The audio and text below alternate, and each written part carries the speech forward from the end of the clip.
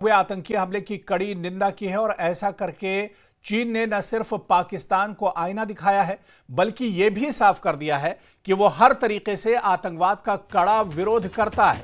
साथ ही चीन ने लश्कर तैयबा के सहयोगी संगठन द रेजिस्टेंट फ्रंट को अमेरिका की ओर से आतंकी संगठन घोषित करने के फैसले का भी समर्थन किया है।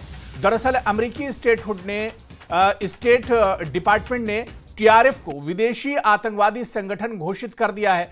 इस पर जब मीडिया ब्रीफिंग में चीन के विदेश मंत्रालय के प्रवक्ता लिन जियांग से पूछा गया तो उन्होंने कहा कि चीन सभी प्रकार के आतंकवाद का दृढ़ता से विरोध करता है और 22 अप्रैल को हुए आतंकवादी हमले की कड़ी निंदा करता है।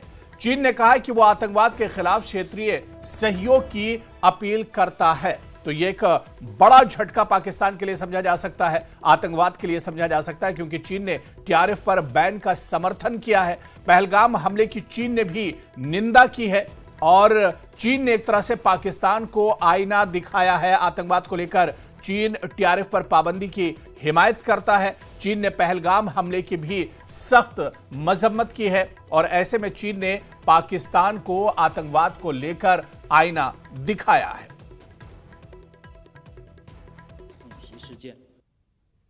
中方坚决反对一切形式的恐怖主义，强烈谴责发生在4月22日的恐袭事件。中方呼吁地区国家加强反恐合作，共同维护地区的安全稳定。